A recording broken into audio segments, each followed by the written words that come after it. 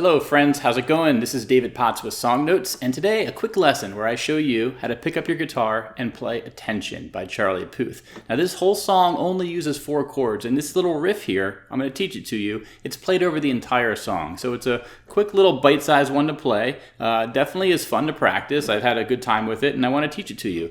Okay, so at the outset, I will say I'm going to be using a capo on the 6th fret. And the reason for that is this song is without a capo. It's in the key of F sharp. That means you're dealing with all bar chords. It's not at all fun or easy to play, okay? The capo lets you use these sort of standard open chords. It makes it a lot more approachable. So put your capo on the 6th fret. If you don't have a capo, you can still use these tabs. You just can't play along with me or with Charlie Puth because you'll be in a different key, okay? Now a quick note about the palm muting you hear in this song. Palm muting is an effect you get when you lay your right hand right next to the pegs on the bridge of your guitar and you're barely touching the strings, but then you play notes like normally. So if I play an A minor, you can still sort of hear the tones that make the A minor sound, right? If you compare that to this, this is more like sustaining and ringing, but this is a little bit more muffled, okay? And it creates a cool effect when you play the actual riff of the song. Compare that to this. Okay, again. So I'm going to teach you all these measures here, and I'm not going to be palm muting for most of them because really I want you to focus on the notes first. Once you learn the notes, then you can bring in the palm muting effect, okay? And have some fun with it. But let's dive on into playing each of these measures here. And you can look at the chords here, you know. You got an A minor, a G, an E minor, and an F, okay? But to play this riff, you're actually not putting your hands in those full chord positions. The one exception of that is A minor. Let's start with that one, okay? So A minor is typically played like that. You're going the thinnest 5 strings only. You're going to be open 5th string, your middle finger on the D string, the 4th string, your ring finger on the 3rd string, your index finger on the B string, which is the 2nd string, and then the high E string is open, okay? So open, 2nd fret, 2nd fret, 1st fret, open, okay? That's an A minor. Normally you would strum an A minor if it's a strummy song, right? But in this one, you're going to be picking the strings one at a time. And instead of doing them just, you know, thickest to thinnest in that order, you're actually going to follow this tab here. And what I want you to do is start on the 5th string, then do the 4th string, then do the 3rd string, and then go back to the 4th string. Okay? Those are the first 4 notes. You see them here in the tab? And that's the first 4 notes of this A minor, okay? And if this is totally new to you, then just practice these 4 notes and kind of do them in a circular motion. Okay? Notice how my left hand, my chord hand, is staying perfectly still. My picking hand's all that's moving here, okay? Once you can do that, I want you to do these next 4 notes, which are the... Okay? So we're going to go up to the B string, 1st fret, lift up your index finger, play the B string again, then you're going to go down to the G string, and then the D string, okay? 3rd string, 4th string. So in full, it's... Okay? So practice this until you can get it, okay? And you might notice it's tough with your picking hand to aim and get those right strings, okay? But it's all about practice and doing it as slow as you need to until you can do it without messing up. If you're constantly messing up, take it slower, okay? But let's move on. So coming out of the A minor, that's sort of a quick transition here. You're going to move your ring finger to this 3rd fret of the low E string, okay? Okay, and that's the first note of the G. And then you're going to go to the D string, open, which is the 4th string.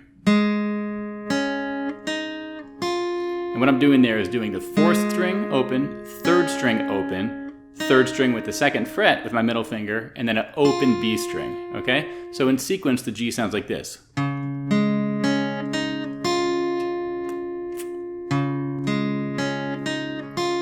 Practice it over and over.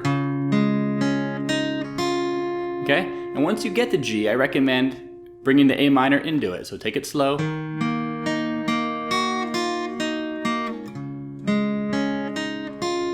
Again.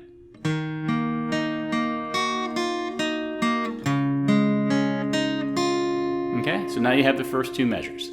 Next up, we're going to look at this E minor. So you start on the lowest string, then you're going to jump to the 4th string, 3rd string, 4th string, okay?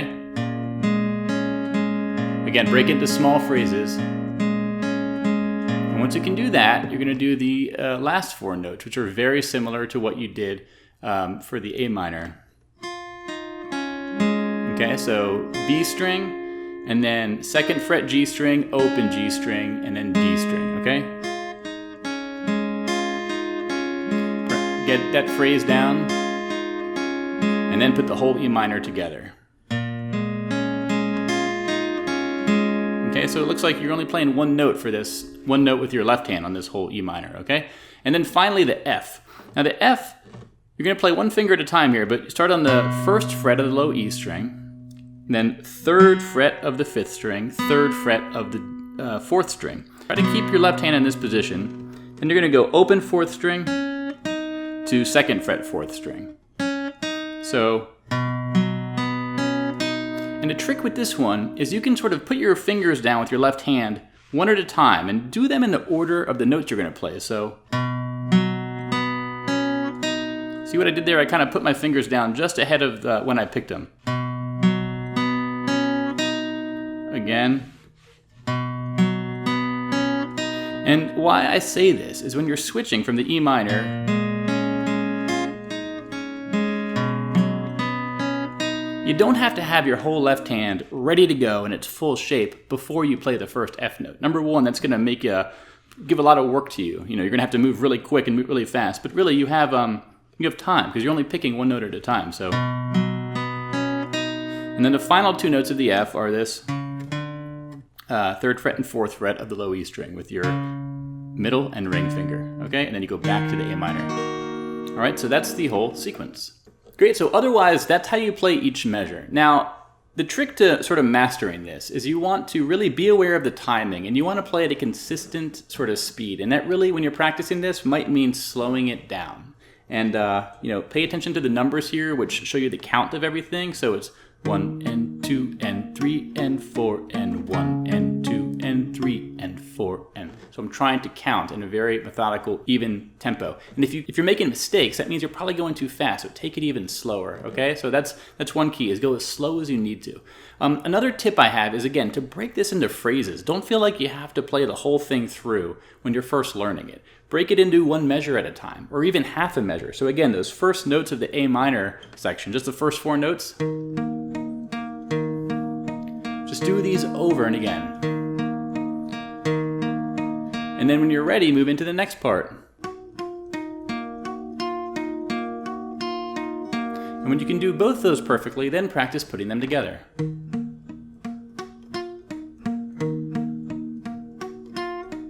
Okay? And the final part about phrasing that's really important, this is something I picked up when I took piano lessons growing up. Many years, great teacher. One thing she would always teach me is when you're practicing these phrases, it's good to practice into the next section. And what I mean by that is instead of just doing the A minor by itself,